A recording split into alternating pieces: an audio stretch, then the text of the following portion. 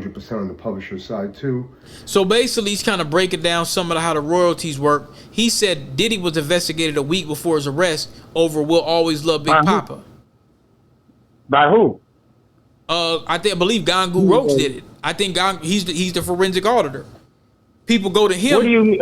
Oh, he was a forensic auditor. Yeah, so not basically, the FBI. Not the FBI. He's not investigated like that. So he basically, I guess he said Diddy hung up the phone on him. I'll listen to it later in detail. But basically, this dude, I think he had to find out stuff with Big Pun, with Fat Joe, because they were playing with their state's money. He basically will look at your shit and say, all right, look, Universal Records owes you some bread. And I think he's going to work for Angie Stone's family too. So labels, they don't like him because he finds out the facts. He says, okay, you owe this person some money. And he works with lawyers and stuff with it. And, he's a forensic person. So you can't really hide with forensics. Forensics is going to do a deep dive. For example, I was going to talk about even with the case with Diddy a little bit, but I didn't get the software. There was a software I think that was called Pro Discover. I used to work when I was taking some classes. Basically, they got a thing called a chain of custody when it comes to computer forensics. When you have somebody like Homeland Security coming in your house, the first thing they do is they take a copy, which is called an image.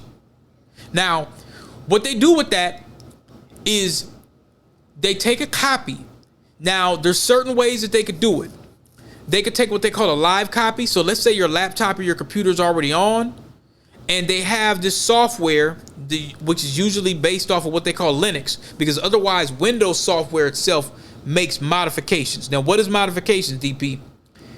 They have something in forensic software, and so my listeners understand, they have something in forensic software where if you maybe take a USB drive and put it in the computer, and it is what they call a Windows formatted USB drive or software, whatever the case may be, it can modify the image.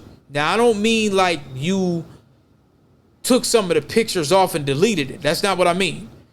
When you're doing a forensic investigation, typically you're going to use what they call Linux distribution. So a Linux distribution is just a piece of software that does not modify what they call the MD5 hash. What is the MD5 hash? When you're doing a forensic investigation, and let's say you find out that somebody has committed a crime, you get a warrant from the judge, and you're a computer forensic investigator.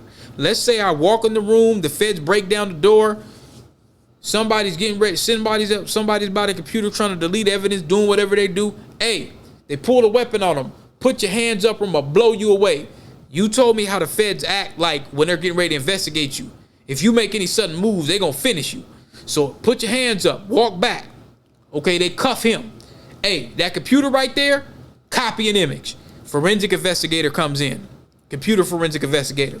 He comes in. He starts hooking up software through a USB drive and in his laptop or whatever the case may be, some kind of hard drive. He uses what they call Linux software. It's the same stuff that runs on an Apple computer, the same stuff on the back end of your Android computer. You don't know that because you don't really go into the software updates and really look at whatever it is, but it's the operating system. It's no different than Windows 98, Windows 95, Windows 11, Windows 10, whatever. That's the operating system. But it's a Linux operating system, the same operating framework that Macs use, Macintosh. So, they hook this software or this hardware up to the computer and they do an image, which is a direct copy. The reason why they use a Linux distribution image copy is if you use Windows software, it modifies what they call an MD5 hash. Now, the MD5 hash is basically a way that you could think of it as a screenshot or a picture of the entire hard drive and maybe the memory. And what it does is it makes a hash of maybe like 60, 70 characters. That, what they call to be an MD5 hash is, okay, let me try to explain it. Once I take that picture and save the copy of that hard drive to my hard drive with the forensic software, initially, when I take that copy, I'm going to run what I call an MD5 hash on it. Now, it's going to look at that whole image, and it's going to say the hash might be like 50 characters or whatever the case may be. And I'm going to take note of that and say, well, this is, when I took this image, think of it like an address almost, to a certain extent. It's basically saying, I took a copy of this image, and then I ran what they call the MD5 hash on it. So when somebody else gets this hard drive and they start looking into it, I'll run the MD5 hash again. And if that MD5 hash is the same, which it usually is because I use Linux software, I cannot say it's modified. Now, why is that important? Because they have what they call a chain of custody. When the feds broke down the door, each person that touches that hard drive has to sign off on it. Who touched it and when they touched it. Because they have what they say a chain of custody. Because somebody could say, well, so-and-so grabbed it. And I don't, for example, with this BS going on in Louisiana, that was a horrible chain of custody. Nobody went to the maintenance man to check out the tool. Nobody went here. Nobody went there. Nobody knows anything for 10 hours. Y'all broke the chain of custody. That's a violation. Y'all didn't do anything right. Nothing. It don't matter if the maintenance man came in and blew a bomb up with those inmates himself. Y'all broke the chain of custody from the gate. You weren't following protocol. You had a breach of security. Nobody knew nothing for a long period of time. Y'all weren't documenting nothing. That whole entire thing is a sham. There's nothing you could say that you did right. Not one. From the top to the bottom. And they're like, okay, well, let's find a fall guy until we figure out our story. You ain't going to be able to do it. It was too sloppy. Back to the chain of custody with forensics. That chain of custody list, you'll bag and tag, just like real evidence. Think of it as a murder suspect. I'm a bag and tag the gun. Okay, I'm a bag and tag this hard drive. I'm a bag and tag this software, or not software, but this computer. I'm gonna say, okay, DP took a image and ran an MD5 hash on this hard drive for further investigation. Okay, we're gonna bring it down to the station. Okay, Joe Jackson, he now took the hard drive and put it into evidence. Chain of custody. He write his name. He signs it down. So every single person that touched this equipment, we know who touched it and we know when. That's called chain of custody. So now, let's say I'm the forensic examiner now. I hook up that hard drive, or I just take the image, which is a copy of the hard drive, and load it up in my software. I'm going to run that MD5 hash again. Guess what happens?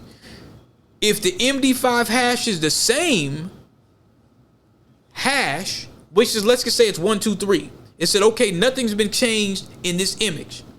We can investigate and look at what's on this image, which is basically the hard drive, a copy of the hard drive. We're going to look at this hard drive and see what's in there. If that MD5 hash has changed, that's got to be documented. You know what that means? Throw the case out. Can't use that evidence. Who changed this? Because that hard drive was supposed to be the same exact hard drive when we took that screenshot or that image. So you can't hold that up in court. If I'm a good damn lawyer, the first thing I'm going to say is, hey, I'm going to have a computer forensic examiner as a consultant, ask, was there any changes to the MD5 hash on that hard drive that your Homeland Security forensic examiner took? Well, yeah, there's been a change. You know what the court's going to do? Throw that shit out. You might have child pornography on anything. You can't use none of it because we don't know if you changed something. There's been a modification in the MD5 hash. Just like a murder scene it should be. Well, we found a gun here and we found this, we found that. Oh, well, somebody came and spilled peanut butter and jelly. You've contaminated the whole murder scene. That's inadmissible in court. It's not supposed to be. Sometimes they still do it, but that's illegal. That's supposed to be unadmissible in court. That's why they asked Cassie. I'm getting to the point here. They asked when, not Cassie, but in Diddy case, they said, hey, were you able to get some information out of these laptops? Oh, well, I couldn't do this or I couldn't do that.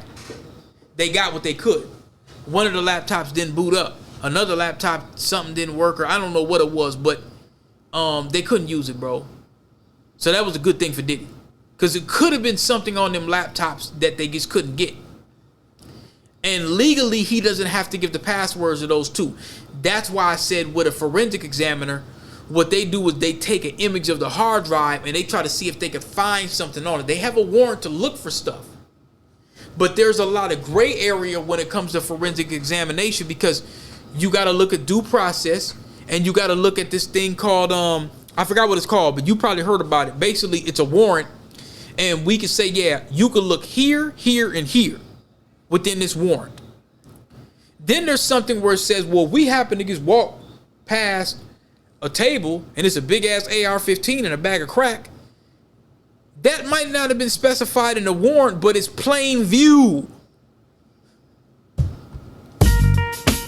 It's called plain view. Well, that wasn't specified in the warrant, but man, you got a gun and a bag of crack right on the table. You're gonna get charged with that. But now, if for some reason the warrant wasn't, it's because now we're getting into constitutional law now. This is constitutional. This is all based on due process. You see what I'm saying? The Fifth Amendment, and I think not the 14th, but something about equal protection of the law, or search and seizure. Yeah, search and seizure. So now, if the judge says, look, you could look at this, that, and the third, you cannot look at that. They're not supposed to be looking at certain things, and that expands into computer forensics. But it's a big gray area because the laws are still kind of open about computer forensics. They're still trying to figure it out. Like, okay, can you go in that folder? Can you go in this folder? Can you look at this? Can you look at that? And then what's in plain view? If I open up one folder and I see some dude just grabbing his balls and saying, hey, yeah, I want to freak off. And in the video, the lady saying, no, I don't want to freak off. And he's still holding his ball saying, yeah, you're going to do it. Is that plain view? Did you have jurisdiction to be able to go through that folder? Well, probably so. But a good lawyer is going to argue like, oh, no, you were supposed to only go through this. Search and seizure. So hopefully that kind of breaks it down, a master class on that computer forensics. They didn't really find nothing because, the defense, the prosecution didn't really want to ask no more questions.